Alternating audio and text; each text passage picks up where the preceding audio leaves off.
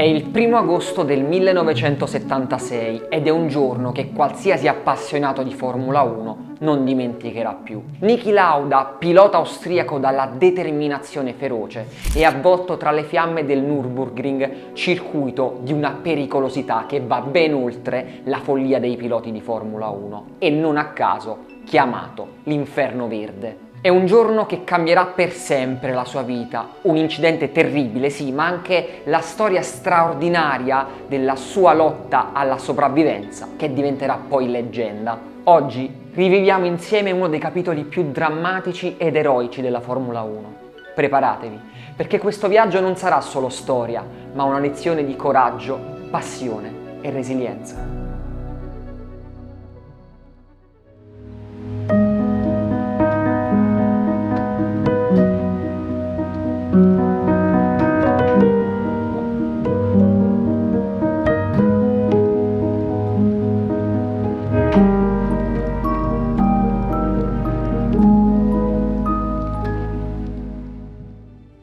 Parlare della vita e della carriera di Niki Lauda merita sicuramente un capitolo a parte all'interno di questo canale, mentre è opportuno calarsi all'interno dello scenario principale del Mondiale 1976. Ai blocchi di partenza il favorito assoluto è proprio Lauda, che a bordo della sua Ferrari 312 T2 tenta di bissare il successo mondiale ottenuto con la rossa l'anno prima.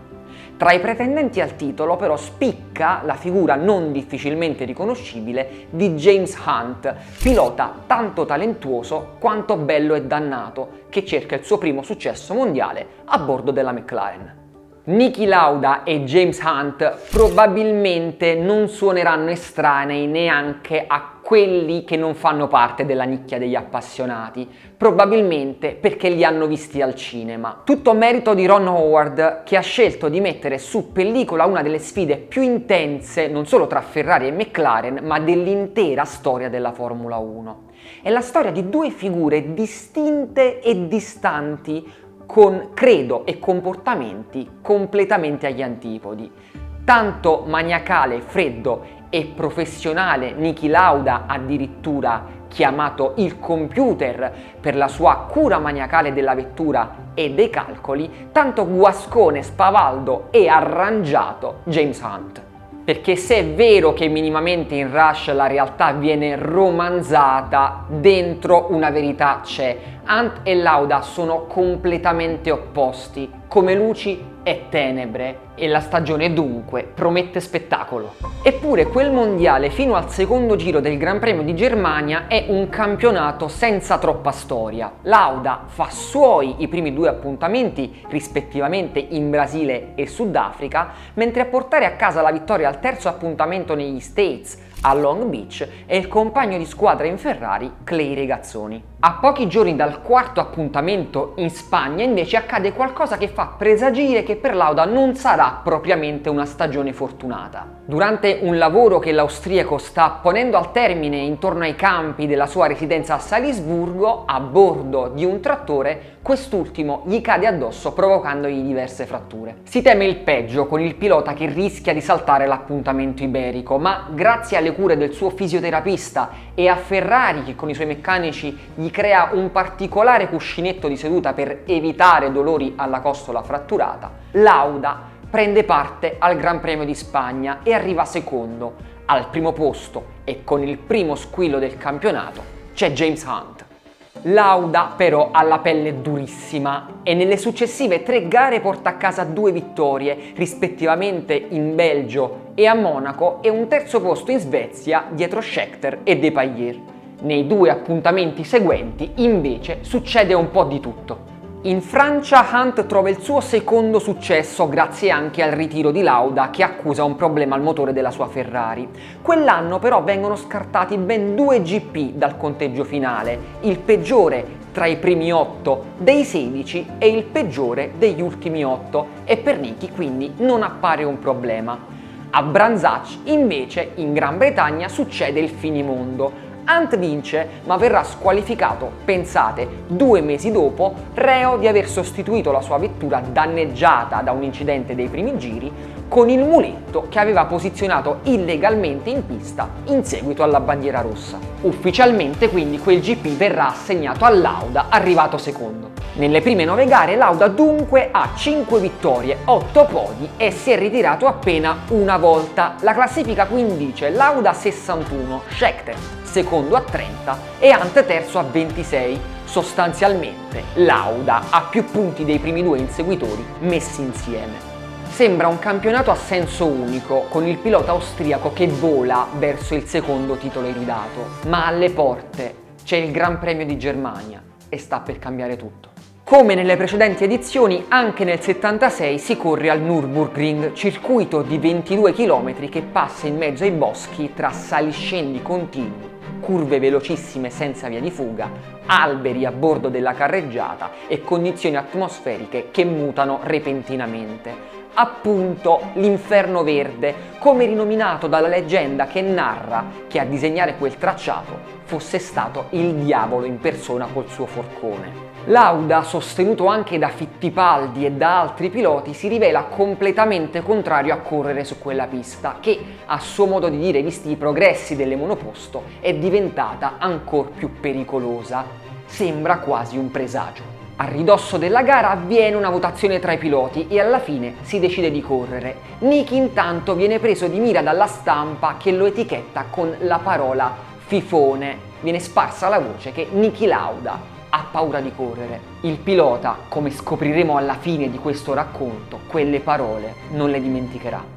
Il weekend prende il via e le qualifiche vedono James Hunt conquistare la pole proprio seguito da Lauda. La gara, che iniziò con pioggia nella zona del traguardo, costrinse tutti i piloti a montare gomme rain, tranne Jochen Mass, compagno in McLaren di James Hunt, che optò per le slick grazie a una segnalazione di un amico che gli aveva detto che da altre parti del circuito non pioveva. Dopo il primo giro la pioggia cessa completamente e molti piloti passano alle gomme d'asciutto, incluso Lauda, che però perde alcune posizioni durante il pit stop. Nonostante le difficili condizioni riparte con grande velocità per cercare di recuperare il terreno perduto, ma è proprio durante l'affanno della rincorsa che si consuma il dramma. Al secondo giro, giunto nei pressi della curva di Berwick, forse per gli pneumatici non in temperatura o per una pozza d'acqua o un cordolo bagnato, Lauda perde il controllo della sua Ferrari. La vettura va in testa coda, sbattendo violentemente contro il guardrail e la roccia situati a bordo pista. L'urto è violentissimo. La Ferrari prende fuoco e torna al centro della pista dove viene investita dalla Surtees di Brett Langer. Sono attimi terribili, con Lauda imprigionato tra i rottami infuocati, senza apparente via di scampo. Soccorrere un pilota al Nürburgring per distanze e tempistiche è complesso e quindi è necessario l'intervento deciso e coraggioso dei piloti stessi. Scendono dalle rispettive vetture lo stesso Langer, Guy Edwards, Herald Hertl e Arturo Merzario. Quest'ultimo si precipita verso Lauda per cercare di salvarlo, ma è impossibile, visto il rogo, raggiungere il corpo del pilota. Ci pensa però Hertl a far spazio a Merzario tra le fiamme, usando un estintore di emergenza. A quel punto l'italiano raggiunge Niki, lo sfila dall'imbragatura che lo tiene alla vettura e ne estrae il corpo, tirandolo fuori da quell'inferno. Sono attimi che sembrano un'eternità. Una volta estratto dalle lamiere incandescenti, Lauda viene adagiato sull'erba circostante. Inizialmente sembra cosciente e si rivolge a Merzario chiedendogli come sia ridotto il suo volto. Nonostante l'intervento dei colleghi, le condizioni di Niki appaiono subito gravi, sia per le ustioni che gli hanno completamente sfigurato il volto, sia per i gas tossici inalati dall'austriaco. Lauda viene dapprima trasportato in un centro ustionati, poi, grazie all'intervento e al trasporto di un elicottero militare, alla clinica di Mannheim. Lì le condizioni vengono dichiarate disperate. Lauda alterna lo stato di incoscienza a quello di coma, lottando continuamente tra la vita e la morte, al punto che nella rassegnazione generale gli viene data l'estrema unzione. Poi avviene un vero e proprio miracolo. Grazie ad una forza di volontà incredibile e alla tenacia che lo ha sempre contraddistinto, Lauda migliora giorno dopo giorno Viene poi dichiarato fuori pericolo di vita e appena riacquista lucidità accenna al voler subito tornare a correre. Appare assurdo, ma si inizia a vociferare di un possibile ritorno di Lauda già dal GP di Canada, che si correrà il 3 ottobre, praticamente 2 mesi dopo l'incidente. Sembra impossibile e tutti fanno fatica a crederci, compreso Enzo Ferrari, che intanto, per sostituire il pilota austriaco, ha già ingaggiato Carlos Reutemann. Lauda però va oltre l'impossibile. L'8 settembre 1976, esattamente 38 giorni dopo lo schianto, Lauda fa capolino nell'ufficio di Ferrari a Maranello e chiede di salire a bordo della sua 312 T2 per fare qualche giro di prova in vista del Gran Premio di Monza, che si sarebbe tenuto da lì a 4 giorni. Niki non scherza, sale a bordo della vettura con le ferite alla testa ancora aperte ed un casco speciale che gli permette di inserire garze e fasciature di contenimento. In 30 giri liberi sfiora il record della pista e Ferrari, tra lo stupore generale, si decide a schierarlo per la tappa italiana. Tra dolori lancinanti, difficoltà visive, con l'aggiunta di un weekend segnato a tratti dalla pioggia, Lauda partecipa al GP di Monza, concludendo con un, permettetemelo, immenso quarto posto, recuperando tra l'altro punti su Hunt, costretto a ritirarsi. Quel mondiale però si concluderà in maniera amara, almeno dal punto di vista sportivo, per Niki, sfumando all'ultima gara in Giappone sul circuito del Fuji in maniera molto particolare. Nonostante infatti il ritiro al Nürburgring in cui aveva trionfato Hunt e le 2 gare successive saltate in cui il pilota britannico aveva trovato un successo, Lauda arrivò all'ultimo appuntamento in Giappone con 3 punti di vantaggio.